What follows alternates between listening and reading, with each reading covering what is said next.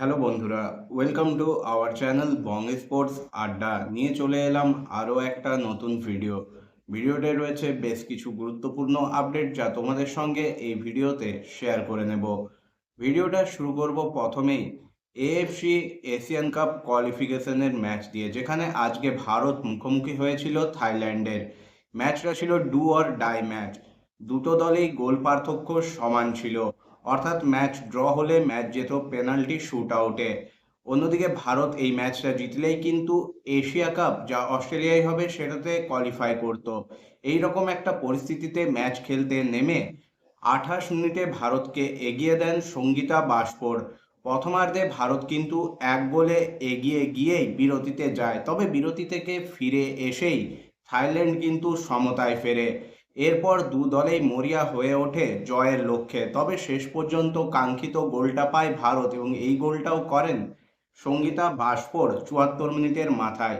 একদিকে যখন ভারতের পুরুষ দল পরপর ম্যাচ হারছে এবং হতাশা আমাদের উপহার দিচ্ছে, সেখানে কিন্তু নিঃশব্দে মহিলা দল কিন্তু একটা অন্যতম গুরুত্বপূর্ণ স্টেপ পার করলো এবং তারা পৌঁছে গেল এফসি এশিয়ান কাপে। ভারতের মহিলা দল কিন্তু পুরুষ দলের থেকে অনেক অনেক বেটার এবং তাদের পারফরমেন্স দিয়েই সেটা কিন্তু তারা বারবার প্রমাণ করেছে। বর্তমানে ভারতের র্যাঙ্কিং পেছনে গেলেও যে ধরনের ফুটবল ভারত এই কোয়ালিফিকেশন রাউন্ডে খেলেছে, তাতে কিন্তু তা সত্যিই প্রশংসার যোগ্য। পুরো ভারতীয় মহিলা ফুটবল দলকে অনেক অনেক ধন্যবাদ আমাদেরকে এই রকম একটা দিন উপহার দেওয়ার জন্য, যেখানে আমাদের জাতীয় দলকে নিয়ে আমরা নিত্যদিনই কিন্তু দুঃস্বপ্ন দেখি, সেখানে এই মহিলা ফুটবল দল যারা না পায় সমর্থন না কিছু, তারা আমাদেরকে আজ একটা খুশির দিন উপহার দিল। এরপর চলে আসব ইস্টবেঙ্গলের আপডেটে। ইস্টবেঙ্গল আজকে কিন্তু অফিসিয়ালি সৌভিক চক্রবর্তীর কন্ট্রাক্ট এক্সটেনশনের বিষয়টা জানিয়ে দিয়েছে। তার সঙ্গে আরও 3 বছরের একটা কন্ট্রাক্ট এক্সটেনশন হয়েছে এবং সেটা অফিসিয়ালি ইস্টবেঙ্গলের তরফ থেকে জানানো হয়েছে, অর্থাৎ সৌভিক চক্রবর্তী ইস্টবেঙ্গলেই থাকছেন। এরপর চলে আসবো ডায়মন্ড হারবার এফসির আপডেটে। ডায়মন্ড হারবার এফসি এবারে সিএফএল এর প্রথম ম্যাচেই কিন্তু আটকে গিয়েছিল শ্রীভূমির কাছে, যেখানে ম্যাচ গোল শূন্য ড্র হয়েছিল। আজকে তারা খেলতে নেমেছিল ওয়ারি অ্যাথলেটিক ক্লাবের বিরুদ্ধে, যেখানে একেবারে খেলার শেষ মুহূর্তে গাঙ্গতের গোলে ডায়মন্ড হারবার এফসি কিন্তু ওয়ারি অ্যাথলেটিক ক্লাবকে জিতে এবারের সিএফএল এ তাদের প্রথম জয় তুলে নিল।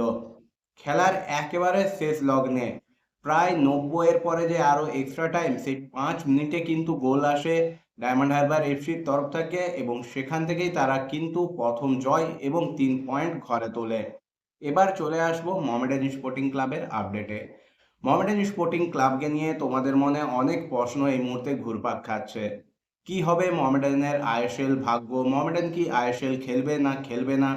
নিত্য নতুন প্রতিদিনই তোমরা কিন্তু মোহামেডান স্পোর্টিং ক্লাবকে নিয়ে খারাপ খবরই শুনতে পাও। একটা ব্যান ওঠার পর আবার একটা ব্যান। হ্যাঁ, এই সমস্ত কিছু খারাপ খবরের মাঝে মোহামেডান স্পোর্টিং ক্লাবকে নিয়ে কিন্তু তোমাদের সঙ্গে একটা ভালো খবর শেয়ার করে নেব। আগের ভিডিওতেই বলেছিলাম ইনভেস্টরের খোঁজ চালাচ্ছে মোহামেডান এবং কথাবার্তা চলছে। আজকে রেভস স্পোর্টসের তরফ থেকে একটা আপডেট কিন্তু বেরিয়ে এসছে, যেখানে জানানো হয়েছে মোহামেডান স্পোর্টিং ক্লাবের সঙ্গে কিন্তু দুটো কোম্পানির এই মুহূর্তে একেবারে অ্যাডভান্স স্টেজে ইনভেস্টর হওয়া নিয়ে কথাবার্তা চলছে। অনেকের মনে প্রশ্ন জাগতে পারে, কে এই ইনভেস্টর?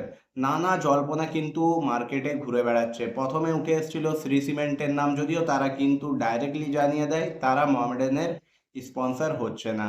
এরপর হাওয়ায় ভাসতে থাকে ব্রিটানিয়া কোম্পানির নাম, যদিও এই মুহূর্তে কিন্তু কোন কোম্পানি, কি আলোচনা, সে সম্পর্কে কোনো আপডেট নেই।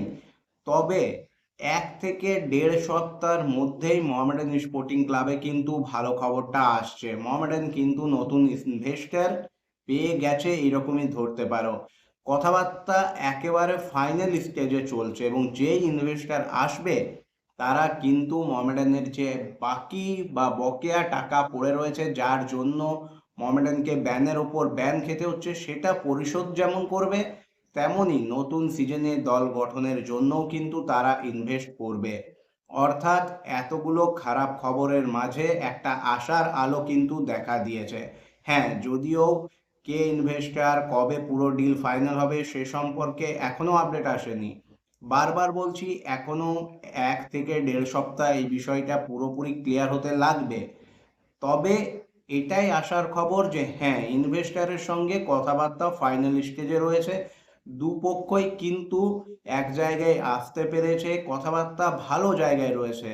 অর্থাৎ এমন নয় যে কোনো পক্ষই কোনো পক্ষকে মানছে না বা তাদের যে কথাবার্তা শর্ত সেগুলো মানা হচ্ছে না। দুটো পক্ষই কিন্তু প্রায় অনেক জায়গায় একমত হয়ে গেছে।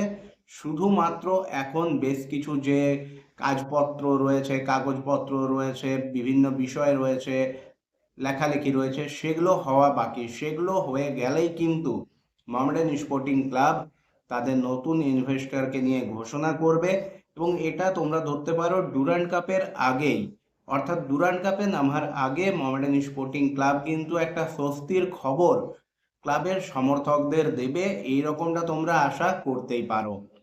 এবং ডুরান্ড কাপে যদি এই ডিলটা তার আগে ফাইনাল হয়ে যায় তাহলে কিন্তু এই যে রবি হাঁসদা, ফরদিন আলী মোল্লা, হীরা মণ্ডল, এই যে সমস্ত খেলোয়াড়দের, ডোমেস্টিক খেলোয়াড়দের বিশেষ করে মোহামেডান স্পোর্টিং ক্লাব সাইন করাতে চাইছে বা নিতে চাইছে, ডিলটা মাঝ বরাবর আটকে আছে, ফাইনাল করতে পারছে না কারণ ব্যান আছে, তাদেরকে নিলেও কিন্তু খেলাতে পারবে না, সেই সমস্ত ব্যাপারগুলো কিন্তু ক্লিয়ার হয়ে যাবে এবং মোহামেডান ডুরান্ড কাপে একটা মোটামুটি গোছানো দল নিয়ে খেলতে নামতে পারবে। এখন দেখার এই ডিলটা কত জলদি ফাইনাল হয় এবং এই খবরটা আমরা যারা মোহামেডান স্পোর্টিং ক্লাবের সমর্থক তাদেরকে কত জলদি ক্লাব ম্যানেজমেন্ট প্রোভাইড করে। আমরা সকলেই কিন্তু আশায় আছি। একটা খারাপ সিজন আর একটা খারাপ সময় মোহামেডান স্পোর্টিং ক্লাব কিন্তু লাস্ট ইয়ার দেখেছে এবং এখনও সেই সময় চলছে। আশা করা যায় সেটা কাটিয়ে মোহামেডান স্পোর্টিং ক্লাব কিন্তু আবার নিজের ছন্দে এগিয়ে চলবে। বন্ধুরা, আজকের এই ভিডিওটা এই পর্যন্তই। ভিডিওটা ভালো লাগলে অবশ্যই লাইক, কমেন্ট এবং শেয়ার করে দিও। চ্যানেলটাকে সাবস্ক্রাইব করে নিয়ে নোটিফিকেশন বেল অন করে নিও এইরকমই আপডেটেড ভিডিও পাওয়ার জন্য। দেখা হবে পরের ভিডিওতে।